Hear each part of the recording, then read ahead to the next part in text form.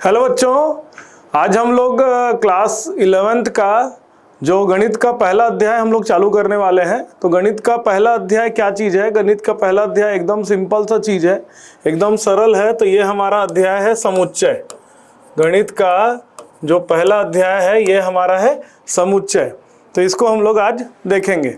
ठीक है, समुच्चय क्या है, समुच्चय के प्रकार क्या क्या होते हैं, समुच्चय के को लिखने के अलग अलग रूप क्या होता है। देखिए, कहने की बात यह है कि ये बहुत ही छोटा चैप्टर है, बहुत छोटा अध्याय है, सरल अध्याय है, लेकिन ये बहुत ज़्यादा काम का अध्याय है। ये समझिए कि आपको 11वीं में भी बहुत काम का है, दूसरा जो अध्याय है उससे भी बहुत ज़्यादा जो है जुड़ा हुआ है, प्लस 12वीं में जो आप पहला अध्याय पढ़ोगे जो है कि संबंध एवं फलन, उसमें भी बहुत काम का चीज़ है। इसलिए इसकी छोटी छोटी बातों को समझना बहुत ज़्यादा जरूरी है।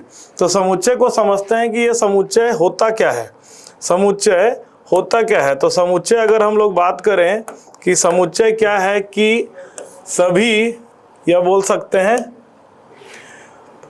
परिभाषित वस्तुओं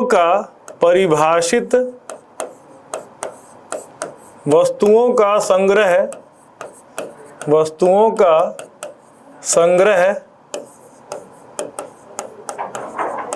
समुच्चय होता है। तो यहाँ पर हम लोग क्या समझ रहे हैं? यहाँ पर हमारा है कि समुच्चय है क्या चीज? समुच्चय है कि परिभाषित वस्तुओं का संग्रह है हमारा समुच्चय। अब ये परिभाषित वस्तुएं क्या होती है, क्या मतलब हो गया परिभाषित वस्तुओं का?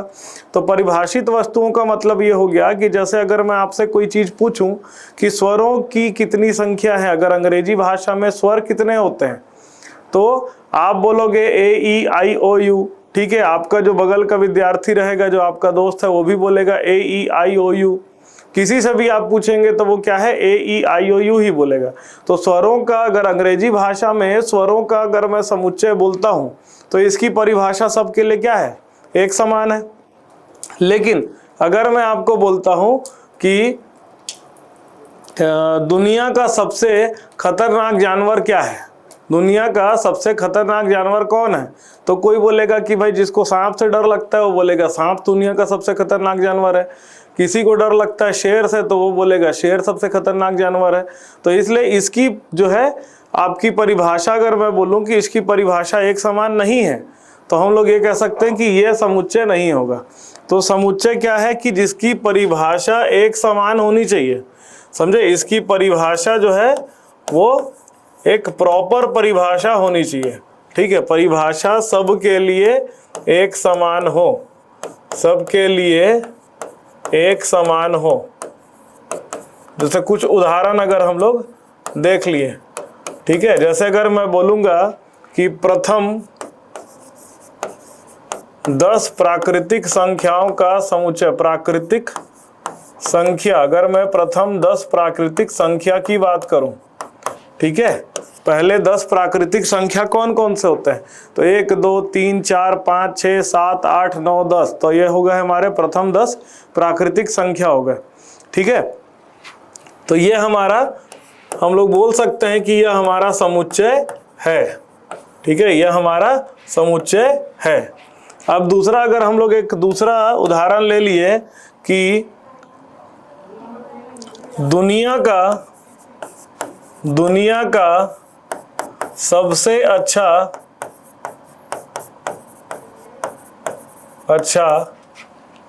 अगर मैं किताब बोलूं कि दुनिया का सबसे अच्छा किताब क्या है, ठीक है, कौन सा किताब दुनिया का सबसे अच्छा, तो किसी को इतिहास, ऐतिहासिक किताब पढ़ना अच्छा लगता है, किसी को जो है अपने सिलेबस का किताब पढ़ना अच्छा लगता है, तो किसी को कुछ और तरह की किताबें पढ़नी अच्छी लगती है। तो इसकी परिभाषा एक समान नहीं है।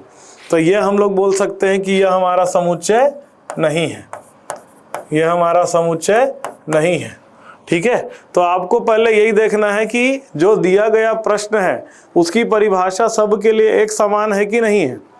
ठीक है, अगर सब के लिए एक समान है तो हम लोग बोलते हैं कि वो समुच्चय है, और सब के लिए एक समान नहीं है तो हम लोग कहते हैं कि वो समुच्चय नहीं है। ठीक है, ये बात क्लियर हो गई। अब इसके बाद हम लोग आ जाते हैं कि चलिए हम लोग समुच्चय को तो समझ गए कि समुच्चय होता क्या है, लेकिन समुच्चय को लिखते कैसे हैं।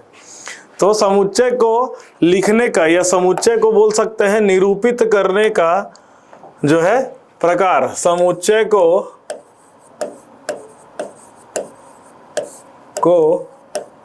निरूपित करने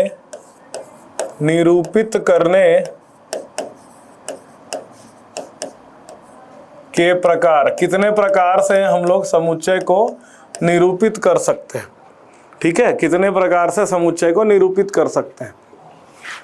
तो पहला प्रकार होता है जिसको हम लोग बोलते हैं रोस्टर रूप। इसको हम लोग कहते हैं रोस्टर रूप।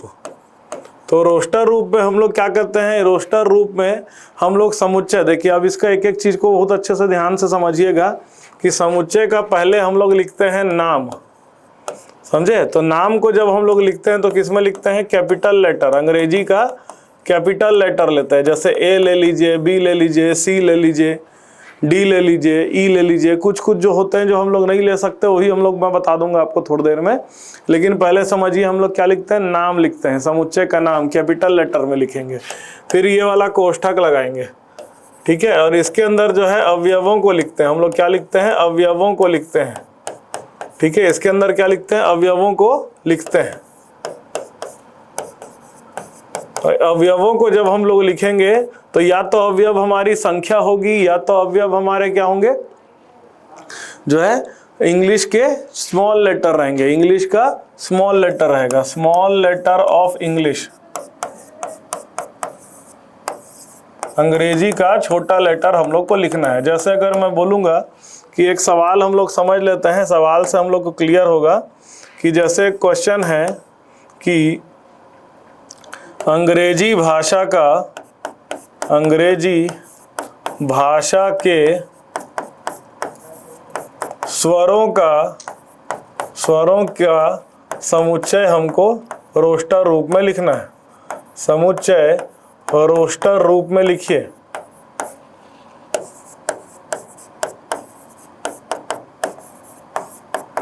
ये एक हमको प्रश्न दिया गया है कि अंग्रेजी भाषा के समुच्चय को क्या करना है, रोस्टर रूप में हमको लिखना है। तो कैसे लिखेंगे अंग्रेजी भाषा को, तो आपको पहले समुच्चय का एक नाम निर्धारित करना पड़ेगा। तो समुच्चय का एक हम लोग नाम लिख देते हैं। समुच्चय का नाम हो गया मान लीजिए बड़ा ए, ठीक है। हमेशा याद रखिएगा जब समुच्चय का नाम लिखेंगे तो हम लोग कैपिटल लेटर, बड़ा लेटर को ही यूज करते हैं, कैपिटल लेटर को यूज करते हैं। तो समुच्चय हमारा हो गया कैपिटल ए, और उसके अंतर्गत हम लोग क्या करेंगे, ये वाला कोष्ठक लगाएंगे और जो ए ई आई ओ यू लिखे, ठीक है। जो हमारे जो स्वर होते हैं अंग्रेजी भाषा के, जो स्वर होते हैं वो क्या क्या होते हैं, ए ई आई ओ यू ही तो होते हैं।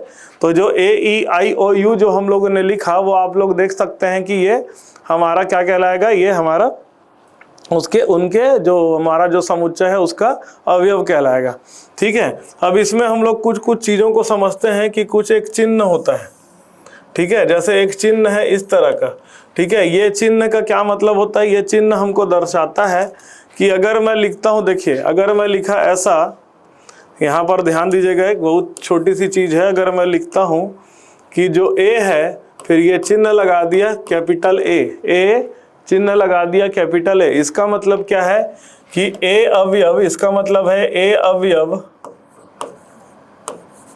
समुच्चय ए का समुच्चय, या ऐसा लिख सकते हैं ए जो है, ऐसा लिखना ज़्यादा अच्छा रहेगा, ए समुच्चय ए का समुच्चय बड़ा ए का एक अवयव है, एक अवयव है, ठीक है। जो हमारा छोटा ए है वो समुच्चय ए का एक अवयव है, ठीक है। तो ये चिन्ह का मतलब समझ लीजिएगा कि ये जो है वो बड़ा ए वाले जो समुच्चय है उसका अवयव है, उसको निरूपित कर रहा है। उसी तरह से अगर मैं लिख सकता हूँ यहाँ पर बी जो है समुच्चय ए का अवयव नहीं है, तो वही लगा करके ऐसा ई बनाते हैं और उसके बाद काट देते हैं। ये काट देने का मतलब क्या होता है कि वो निरूपित कर रहा है कि वो अवयव नहीं है, ठीक है। तो जो बी जो है समुच्चय ए का अवयव नहीं है, सी जो है ये समुच्चय ए का अवयव नहीं है, डी भी समुच्चय ए का अवयव नहीं है, ई जो है ये समुच्चय ए का अवयव है, ठीक है। तो यहाँ पर हम लोग यहाँ पर देख रहे हैं कि यहाँ पर हम लोग अवयव को देख रहे हैं कि अवयव हमारे समुच्चय का अवयव है कि नहीं है। दिया गया जो अवयव है या दिया गया जो भी संख्या है या जो भी चीज़ है वो समुच्चय ए का अवयव है कि नहीं है। तो इस तरह से जब हम लोग लिखते हैं समुच्चय को तो इसको हम लोग बोलते हैं रोस्टर रूप। क्लियर है? इसको हम लोग क्या बोलते हैं? रोस्टर रूप बोलते हैं। इस तरह से आपको याद करते जाना है समुच्चय। अब जैसे कुछ उदाहरण देख लीजिए, कुछ उदाहरण देख लेते हैं। जैसे x का वर्ग प्लस 2x प्लस 1 बराबर 0। ठीक है, ये आपका समीकरण दिया हुआ है। समीकरण x square plus 2x plus 1 बराबर 0 का जो हल है, हल को रोस्टर रूप में लिखिए। रोस्टर रूप में लिखना है। ठीक है, इसको समझिए, इसको हमको क्या करना है? रोस्टर रूप में लिखना है। ठीक है, तो पहले ये समीकरण को हमें हल करना पड़ेगा और समीकरण हल करने के बाद जो भी उसके मूल आएंगे, है ना, जो भी उसका मूल्य आएगा या शून्य को बोलते हैं वो आएगा, उसको हम लोग को रोस्टर रूप में लिखना है। तो क्या हो जाएगा? अगर इसको हल करेंगे तो ये आ जाएगा x plus 1 x square plus 2x plus 1 क्या हो जाता है? x प्लस 1 का वर्ग बराबर 0। तो यहाँ पर x का मान कितना आएगा? -1 और -1। ठीक है, जो द्विघाती समीकरण होता है उसका कितने मूल होते हैं? उसके 2 मूल होते हैं। तो दोनों मूल जो है, एक आएगा -1 और दूसरा भी -1 ही आएगा। ठीक है, तो इसको अगर हम लोग रोस्टर रूप में लिखना है तो इसका नाम मैं दे देता हूँ a। तो यहाँ पर हम लोग क्या लिखेंगे? -1, क्योंकि हमारा जो हल आया है, उसका जो हल आया है वो 2 हल आया है और दोनों हल का मान सेम है। तो उसको एक ही चीज को आपको 2 बार नहीं लिखना है, याद रखिएगा। -1 2 बार आया है तो उसको 2 बार नहीं लिखना है। अब जैसे दूसरा सवाल ले लेते हैं। दूसरा सवाल है कि समीकरण x का वर्ग -5x प्लस 6 बराबर 0 का हल जो भी होगा को रोस्टर रूप में लिखना है। को हमको क्या करना है? रोस्टर रूप में लिखना है। तो इसको कैसे लिखेंगे रोस्टर रूप में? तो पहले हल कर देते हैं। ठीक है, ये आपका पहला प्रश्न था, प्रश्न नंबर 1। ये हमारा हो गया दूसरा प्रश्न, प्रश्न नंबर 2। तो इसको हमको क्या करना है? रोस्टर रूप में लिखना है। प्रश्न नंबर 2 को रोस्टर रूप में लिखना है। तो इसको हल कर देते हैं। x का वर्ग, अब इसको क्या करेंगे? जो बीच वाला जो अवयव है उसको हम लोग 2 भाग में तोड़ते हैं। तो इसको लिखेंगे -2x - 3x प्लस 6 बराबर 0। इसको हल करना आप लोग 9वीं से पढ़ते आ रहे हो कि हल कैसे करना है। तो ये आ जाएगा। इसको अगर हल करेंगे तो इसका गुणनखंड करने पर x - 2 गुना x - 3 बराबर 0। तो यहाँ x का एक मान 2 मिला और दूसरा x का मान क्या मिला? 3 मिला। ठीक है, तो हमारे पास हमको 2 हल मिला। ठीक है, एक मिला 2 और दूसरा हो गया 3। तो इसको जब हम रोस्टर रूप में लिखेंगे तो अब नाम मैं लिख देता हूँ b। तो b में क्या क्या आएगा? एक अवयव है 2 और दूसरा अवयव है 3। तो दोनों अवयव अलग अलग हैं, इसलिए हमारे पास यहाँ पर 2 अवयव आए। क्लियर है? 2 अवयव आए। कभी कभी क्या होता है कि अगर 2 से ज़्यादा आ गया तो 3 अवयव लिखेंगे, 4 अवयव होंगे, कितने सारे भी अवयव हो सकते हैं। ठीक है, एक और उदाहरण ले लेते हैं। देखिए, समुच्चय आपको इस तरह से भी लिखा जाए। दूसरा एक और रूप होता है जिसको बोलते हैं हम लोग समुच्चय निर्माण रूप। अगला जो होता है इसको हम लोग बोलते हैं, अगले पेज में देख लेते हैं, समुच्चय निर्माण रूप क्या होता है। ठीक है, समुच्चय निर्माण रूप। तो यह समुच्चय निर्माण रूप क्या चीज है? समुच्चय निर्माण रूप में हम लोग समुच्चय की जानकारी को एक वाक्य के तौर पे लिखते हैं। ठीक है, जैसे आप एक उदाहरण के तौर पे समझिए। जैसे एक समुच्चय लिख दिया a बराबर x, फिर यहाँ पर 2 बिंदु इस तरह से बनाते हैं। इसका मतलब होता है इस तरह से की। ठीक है, a बराबर x और फिर डबल डॉट लगाए, इसका मतलब होता है इस तरह से कि x बिलोंग्स टू n। यहाँ पर मतलब इसका मतलब होता है, इंग्लिश में हम लोग इसको बोलते हैं बिलोंग्स टू और हिंदी में इसको समझिए कि x जो है वो क्या है, प्राकृतिक संख्या का अवयव है।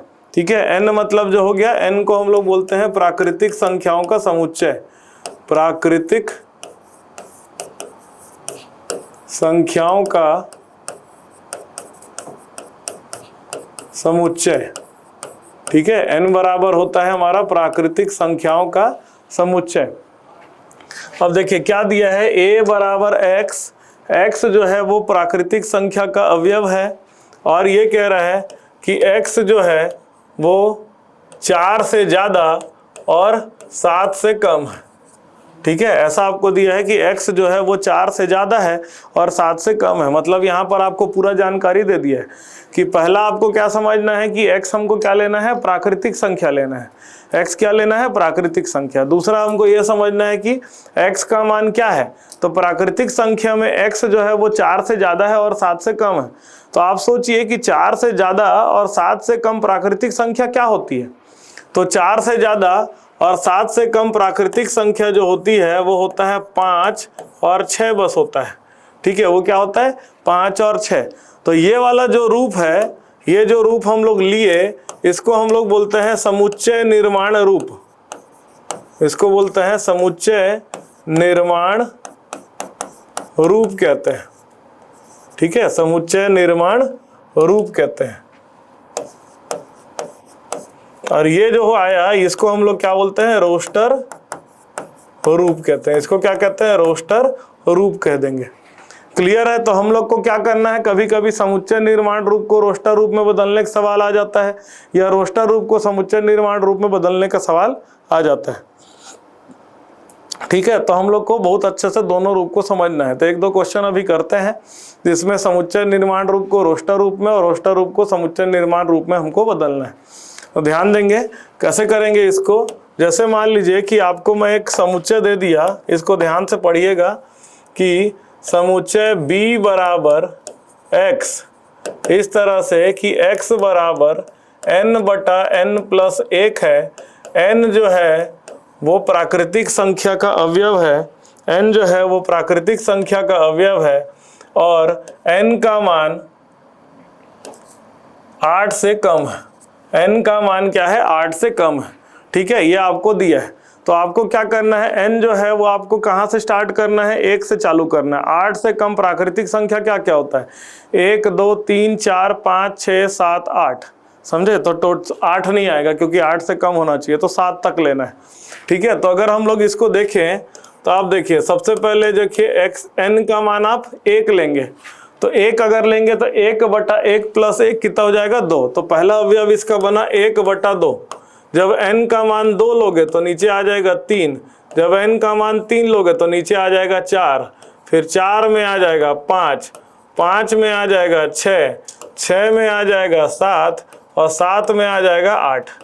मतलब जो इसका हर है वो अंश से एक संख्या ज़्यादा है। अंश जो है, हर जो है वो अंश से एक संख्या ज़्यादा है। इस तरह से आपको समझना है।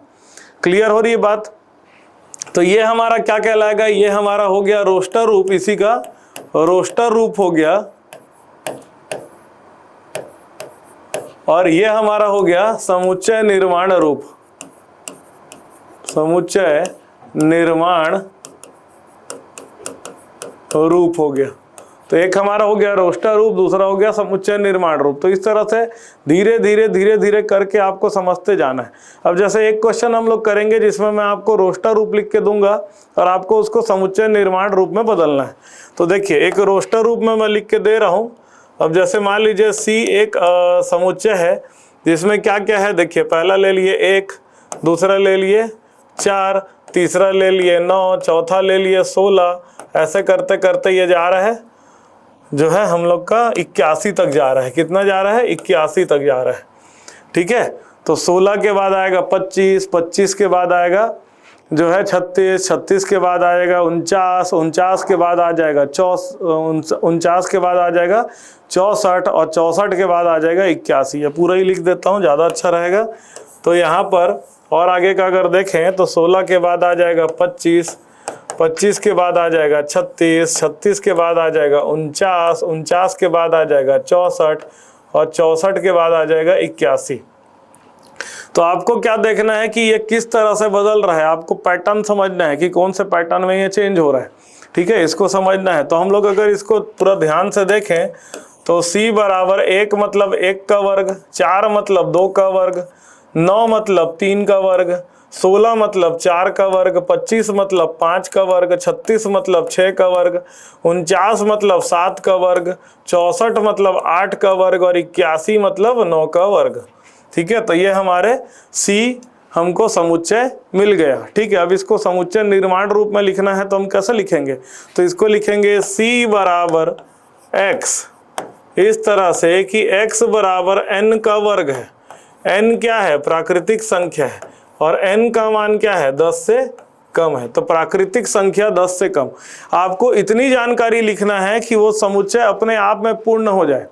ठीक है, समुच्चय जो है अपने आप में क्या हो जाना चाहिए, पूर्ण हो जाना चाहिए। इस तरह से आपको प्राकृतिक उसको लिखना है। ठीक है, उस तरह से आप लोग इसको बनाइएगा। क्लियर है। तो इस तरह से हम लोग कुछ क्वेश्चन धीरे धीरे करते चलेंगे, आपको अच्छे समझ में आना चाहिए। तो आज जो हम लोग पढ़े तो पहले क्या पढ़े कि समुच्चय की परिभाषा क्या होती है। परिभाषित संग्रह होगा उसी को हम लोग समुच्चय कहेंगे। ठीक है, जो परिभाषित संग्रह नहीं होगा उसको समुच्चय नहीं कहेंगे। ठीक है, जैसे एक उदाहरण ले लेते हैं, परिभाषित संग्रह नहीं होगा कि अगर मैं बोलूं कि एक जे से शुरुआत होने वाली सारे महीनों का संग्रह अगर बोलेंगे, तो जे से शुरुआत होने वाला कौन कौन सा महीना होता है, तो जे से शुरुआत होने वाला एक महीना होता है जनवरी, फिर होता है जून, फिर होता है जुलाई, ऐसे करके 2-3 होते हैं। तो ये इसकी परिभाषा एक समान है, समझे। इसकी परिभाषा जो है प्रॉपर है, इसलिए ये क्या है, हमारा समुच्चय कहलाएगा। ठीक है, लेकिन अगर मैं बोलूँगा कि दुनिया का सबसे अच्छा क्रिकेटर कौन है, ठीक है, अगर मैं एक सवाल ले लेता हूं कि दुनिया का सबसे अच्छा क्रिकेटर कौन है, तो दुनिया का सबसे अच्छा क्रिकेटर किसी के लिए क्या होता है, विराट कोहली होता है। ठीक है, किसी के लिए MS धोनी सबसे अच्छा क्रिकेटर है, किसी के लिए सचिन तेंदुलकर सबसे अच्छा क्रिकेटर है, तो किसी के लिए रिकी पॉन्टिंग है। तो इसकी परिभाषा सबके लिए एक समान नहीं होगी, तो ये हमारा समुच्चय नहीं होगा। फिर लिखते कैसा है समुच्चय, समुच्चय को 2 तरीके से लिखते हैं, एक होता है रोस्टर रूप और दूसरा होता है समुच्चय निर्माण रूप। रोस्टर रूप में हम लोग क्या करते हैं, इस तरह का कोष्ठक लगाते हैं और सारे अवयवों को उसके अंदर लिख देते हैं। समुच्चय निर्माण रूप में क्या रहेगा, हम लोग उसको एक वाक्य के तौर पे लिखते हैं, कोई फॉर्मूला बना करके लिखते हैं इस तरह से कि उनके सारे अवयव प्रॉपर परिभाषित हो जाए। इस चीज़ का आपको ध्यान रखना है। ठीक है, तो ये चीज़ें हम लोग हम लोगों ने आज किया। ठीक है, और जो इसका जो नेक्स्ट क्लास होगा इसमें इसके और क्वेश्चंस को हम लोग देखेंगे कि क्या क्या क्वेश्चन पूछे जाते हैं। ठीक है, इतना टॉपिक में कितने क्वेश्चन पूछे जाते हैं। फिर समुच्चय के प्रकार को भी देखेंगे कि कई प्रकार के समुच्चय होते हैं, उनके प्रकार क्या होंगे, ये सब चीज़ों को हम लोग को देखना है।